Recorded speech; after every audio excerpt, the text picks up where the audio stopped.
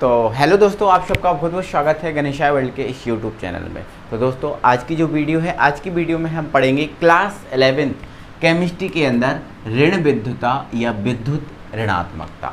जो ऋण विद्युता होती है या जो आपकी विद्युत ऋणात्मकता होती है, ये क्या होती है, इस पे बात करेंगे। ठीक है, तो दोस्तों इस टॉपिक को समझने के लिए थोड़ा सा हमें सहसंयोजक बंध के बारे में समझना होगा। कौन से बंध को दोस्तों? सहसंयोजक बंध के बारे में समझना होगा। ठीक है, तो सहसंयोजक बंध क्या होता है, इसको थोड़ा सा हम समझेंगे। सहसंयोजक बंध, सहसंयोजक बंध को हम थोड़ा सा समझ लेते हैं। वैसे तो दोस्तों जो सहसंयोजक बंध है, हमें इसके बाद वाली चैप्टर में पढ़ना है। इसके बाद 4th चैप्टर जो स्टार्ट होगा उसमें पूरा बंध है, बट अभी हमें ज़रूरत पड़ रही है इसलिए हम बता रहे हैं। ठीक है, तो सहसंयोजक बंध क्या होता है इसको जानते हैं। तो दोस्तों ध्यान रखना है, जब समान या असमान परमाणु, समान या फिर असमान परमाणु इलेक्ट्रॉन का साझा करते हैं। इलेक्ट्रॉन का क्या करते हैं भाई? साझा करते हैं। क्या करते हैं भाई? साझा करते हैं। इलेक्ट्रॉन का साझा करते हैं। अब साझा क्या होता है? साझे का मतलब दोस्तों होता है, जैसे मान के चलो मैं और मेरा दोस्त, हम दो जन होटल में खाना खाने जा रहे हैं। मैं और मेरा दोस्त दोनों जन होटल में खाना खाने जा रहा है। बट दोस्तों प्रॉब्लम ये है कि मैंने वादा किया था मेरे दोस्त से कि चलो अपन होटल चलते हैं खाना खाने, मैं खाना खिलाऊंगा। ठीक है, बट हम होटल भी पहुंच गए और होटल में पहुंच गए तो हमने वेटर से पूछा कि भाई हम दो जन के लिए खाना कितने रुपए का है, तो वेटर बोला कि 200 रुपये का। बट मेरे जेब में थे ना केवल 100 रुपये थे। मेरे जेब में कितने रुपए थे? 100 रुपये थे। ठीक है, और मैंने वेटर से पूछा खाने का, तो वेटर बोलने लगा 200 रुपये का। ठीक है, तो मैंने क्या किया, मेरे पास 100 रुपये थे और 100 रुपये मैंने क्या किया, दोस्त से ले लिए। जब मैंने दोस्त से 100 रुपये ले लिए और 100 रुपये मेरे, तो हमने 100 रुपये का क्या कर लिया, साझा कर लिया। क्या कर लिया? साझा। तो ये होता है साझा। ठीक है, तो जब समान या असमान परमाणु इलेक्ट्रॉन का क्या करते हैं, साझा करते हैं, तब उनके मध्य जो बंध बनता है वो सहसंयोजक बंध होता है। कौन सा बंध होता है भाई? सहसंयोजक बंध। ठीक है, अब यदि जो परमाणु हैं वो एक एक इलेक्ट्रॉन का साझा करते हैं। कितने कितने इलेक्ट्रॉन का भाई? एक एक इलेक्ट्रॉन का साझा करते हैं। जैसे H और ये H है, यदि ये अपने एक एक इलेक्ट्रॉन का क्या कर लें, साझा कर लें, एक एक इलेक्ट्रॉन का क्या कर लें, साझा करते हैं, तो एक एक इलेक्ट्रॉन का साझा करने पर इनके मध्य जो बंध बनता है वो आपका सिंगल बॉन्ड होता है। कौन सा बॉन्ड होता है? सिंगल बॉन्ड होता है। ठीक है, जैसे मान के चलो हाइड्रोजन एक एक इलेक्ट्रॉन का साझा करता है तो सिंगल बॉन्ड होता है। और याद रखना कि जो सिंगल बॉन्ड आपको दिख रहा है वो एक बॉन्ड जो है ना, कितने इलेक्ट्रॉन से बना? 2। एक इलेक्ट्रॉन ये है और एक इलेक्ट्रॉन ये है, 2 इलेक्ट्रॉनों से बनता है। ध्यान रखना, जो सिंगल बॉन्ड है वो 2 इलेक्ट्रॉनों से बनता है। ठीक है, चलो यदि परमाणु 2-2 इलेक्ट्रॉनों का साझा करते हैं, कितने कितने इलेक्ट्रॉनों का साझा करते हैं? 2-2 इलेक्ट्रॉन का साझा करते हैं, तो इन परमाणुओं के मध्य जो बॉन्ड बनता है वो आपका डबल बॉन्ड होता है। वो कौन सा बॉन्ड होता है भाई? डबल बॉन्ड होता है, क्योंकि 2 से सिंगल होता है तो एक सिंगल ये और एक सिंगल ये, तो डबल बॉन्ड होता है। ठीक है, और यदि परमाणु 3-3 इलेक्ट्रॉन का साझा करते हैं, कितने इलेक्ट्रॉन का भाई?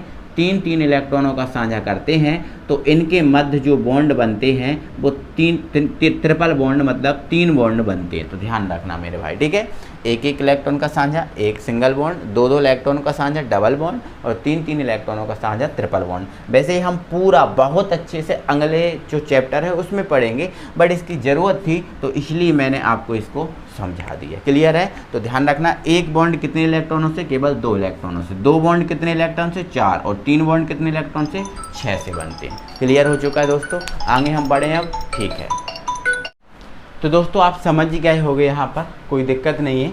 तो अब हम दोस्तों ऋण विद्युता या विद्युत ऋणात्मकता पे बात कर लेते हैं। ठीक है, तो आइए दोस्तों हम इसको समझ लेते हैं अच्छे तरीके से। ठीक है दोस्तों, तो देखो यहाँ पर दोस्तों मान लेते हैं यहाँ पर ये हमारे पास A और यहाँ पर ये हमारे पास B परमाणु जो है, A और B जो परमाणु है ये जो है ना किसी बंध द्वारा बंधे हुए हैं। किसी बंध द्वारा बंधे हुए हैं। तो आप ये बहुत अच्छे से जानते हो कि जो एक बॉन्ड है, मैंने अभी आपको बताया 2 इलेक्ट्रॉनों से बनता है। मतलब यहाँ पर ये जो बॉन्ड बना है, इस बॉन्ड में कितने इलेक्ट्रॉन हैं? 2 इलेक्ट्रॉन है। कितने इलेक्ट्रॉन हैं? 2 इलेक्ट्रॉन है। एक इसका और एक इसका, 2 इलेक्ट्रॉन है। क्लियर है? ठीक है। तो ये 2 इलेक्ट्रॉनों से क्या बन गया? एक युग्म बन गया। देखो दोस्तों, ये जो सिंगल इलेक्ट्रॉन होता है वो आपका अयुग्मित इलेक्ट्रॉन होता है। ठीक है, कौन सा इलेक्ट्रॉन होता है? अयुग्मित। और जो 2 इलेक्ट्रॉन होते हैं वो इलेक्ट्रॉन युग्म होता है। सिंगल इलेक्ट्रॉन अयुग्मित इलेक्ट्रॉन होता है और 2 इलेक्ट्रॉन से एक युग्म बनता है। क्या बनता है? एक युग्म बनता है। तो ये युग्म बन गया। ठीक है, तो ये इलेक्ट्रॉनों का क्या बन गया? युग्म। अब एक चीज़ आप और अच्छे से जानते हो, जो परमाणु इलेक्ट्रॉन दान करता है, जो परमाणु इलेक्ट्रॉन दान करता है उस पर आता है प्लस, और जो परमाणु इलेक्ट्रॉन ग्रहण करता है उस पर आता है माइनस। जानते हो, क्योंकि इलेक्ट्रॉन को देने वाला धनी और लेने वाला ऋणी, ये आप जानते हो। ठीक है, कोई दिक्कत नहीं है। तो दोस्तों, यदि ये जो बंध के इलेक्ट्रॉन है, जो बंध के इलेक्ट्रॉन है, यदि बंध के इलेक्ट्रॉनों को ये वाला परमाणु ग्रहण कर लेगा, ये वाला परमाणु ग्रहण कर लेगा, तो ये ग्रहणकर्ता कहलाएगा और ये कौन कहलाएगा? दाता। और यदि ये इलेक्ट्रॉनों को ये करता है ग्रहण, तो ये आपका जो ग्राही कहलाएगा और ये कहलाएगा दाता। मतलब जो ग्रहण करेगा वो ग्राही और जो दान करेगा वो दाता। जैसे मान के चलो, यदि ये बंध के इलेक्ट्रॉनों को ये वाला परमाणु ग्रहण कर लेता है, ये वाला परमाणु ग्रहण कर लेगा। ठीक है, तो यदि ये वाला परमाणु ग्रहण कर लेगा तो जो B है इस पर क्या आ जाएगा? माइनस आ जाएगा। क्या आ जाएगा? माइनस, क्योंकि इलेक्ट्रॉन को ग्रहण करने पर माइनस चार्ज आता है। और जो इलेक्ट्रॉन दान कर, देखो अब इसने ग्रहण किया तो इसने क्या किया होगा? दान किया होगा। तो इस पर क्या आ जाएगा? प्लस आ जाएगा। क्या आ जाएगा? प्लस आ जाएगा। ठीक है ना?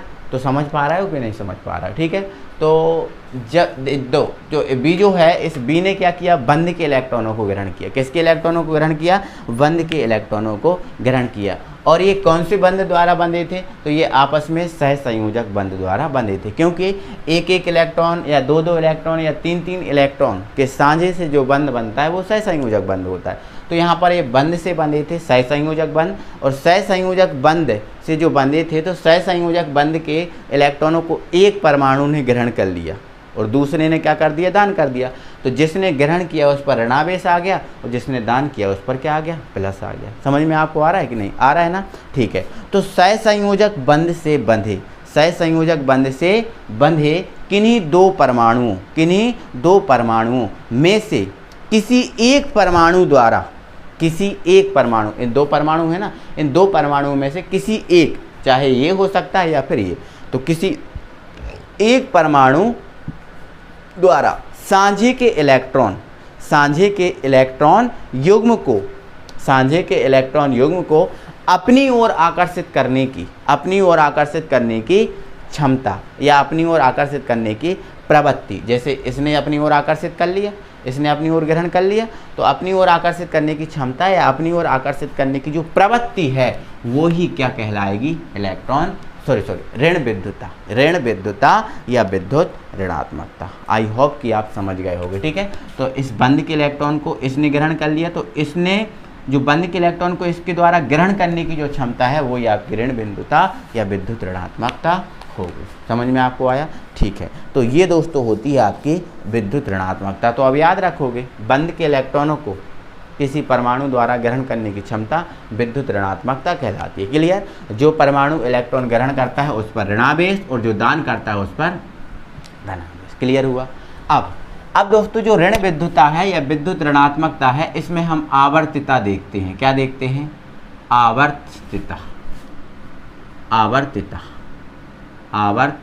एक सेकेंड,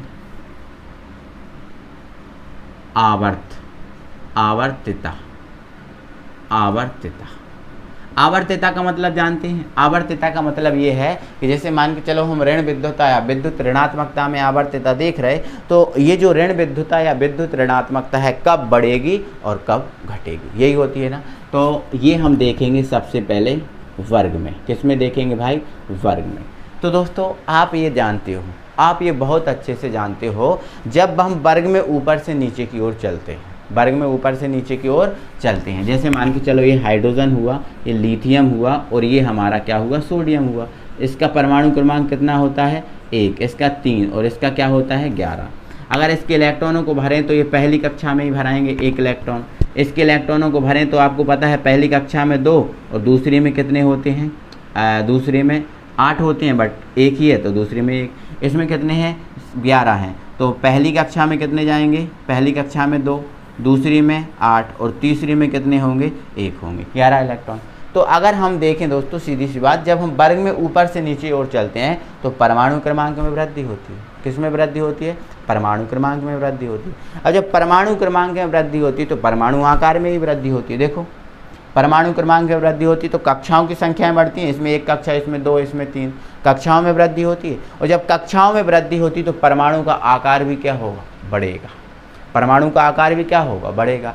और जब परमाणु आकार बढ़ेगा तो नाभ की आवेश क्या होगा, कम होगा, बिल्कुल होगा, क्योंकि नाभ की आवेश क्या होता है, परमाणु आकार बढ़ता है तो नाभ की आवेश घटता है, परमाणु आकार बढ़ता है तो नाभ की आवेश घटता है। ये तो हम पहले से ही जान रहे हैं ना। तो आपने ये दोस्तों यदि परमाणु त्रिज्या, इलेक्ट्रॉन बंधुता, आयनन ऊर्जा नहीं देखा तो वीडियो के डिस्क्रिप्शन में लिंक दिया है, आप जाकर देख लो, क्योंकि उनको देखोगे तो ये टॉपिक समझ में आएगा। क्योंकि कोई चीज़ स्टार्टिंग से समझ में आती है, बीच में समझने से समझ में नहीं आती। ठीक है, तो वर्ग में ऊपर से नीचे की ओर जाते हैं तो परमाणु आकार में वृद्धि होती है, जिससे नाभ की आवेश में कमी होती है। और जब नाभ की आवेश घट जाएगा, जैसे मान के चलो यहीं पर देख लो, यदि इसका नाभ की आवेश क्या होता, कम।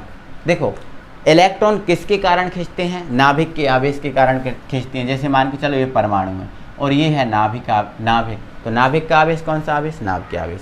यदि ये वाला जो व्यक्ति है दमदार है, ये वाला जो व्यक्ति है नाभिक वो दमदार है तो इलेक्ट्रॉन को अपनी ओर खींच लेगा। यदि ये दमदार नहीं है तो इलेक्ट्रॉन को किसे खींच पाएगा, बोलो खींच पाएगा क्या, बिल्कुल नहीं खींच पाएगा। तो मतलब ये दमदार होगा तो इलेक्ट्रॉन खींचेगा और ये दमदार नहीं होगा तो इलेक्ट्रॉन नहीं खींचेगा। तो नाभ की आवेश क्या हो जाता है, कम। अब नाभ की आवेश कम तो इलेक्ट्रॉन को खींचने की क्षमता क्या हो जाएगी, कम। और जब बंद के इलेक्ट्रॉन नहीं खींचेंगे तो इलेक्ट्रॉन बंधुता होगी नहीं, क्योंकि यहाँ पर बोला गया ना बंद के इलेक्ट्रॉन को ग्रहण करने की क्षमता ऋण विद्युता होती है। तो जब बंद के इलेक्ट्रॉन नहीं खींचेंगे तो ऋण विद्युता होगी। क्लियर। तो आप क्या लिखोगे, आप ये लिखोगे किसी वर्ग में ऊपर से नीचे की ओर चलने पर परमाणु आकार में वृद्धि होती है, जिससे नाभ की आकर्षण कम हो जाता है। फलस्वरूप बंद के इलेक्ट्रॉन को खींचने की क्षमता कम हो जाती है, जिससे ऋण विद्युता का मान भी घट जाता है। बट अगर आवर्त की बात करें तो दोस्तों ये काम आवर्त में उल्टा होता है। कैसा कि जब आवर्त में बाएं से दाएं चलते हैं तो परमाणु आकार में कमी होती है, जिससे नाभ की आवेश में क्या हो जाती है, देखो परमाणु आकार कम होगा तो नाभ की आवेश में क्या होगी, वृद्धि हो जाएगी, जिससे नाभ की आवेश में क्या हो जाती है, वृद्धि हो जाती है। फलस्वरूप बंद के इलेक्ट्रॉन को ग्रहण करने की क्षमता होती है, बढ़ जाती है। और जब बंद के इलेक्ट्रॉन ग्रहण करने की क्षमता बढ़ जाएगी तो क्या होगा, ऋण विद्युता बढ़ जाएगी। सिंपल सी बात है, सिंपल सी प्रोसेस है, तो समझ गए होगे, दिक्कत नहीं होगी। तो ये आपका क्या हो गया दोस्तों, ऋण विद्युता। क्या हो गया भाई, ऋण विद्युता। आई होप कि आप बहुत अच्छे से क्लियरली इस चीज़ को समझ पाए होंगे। तो दोस्तों अब हम बढ़ते हैं आगे, ठीक है।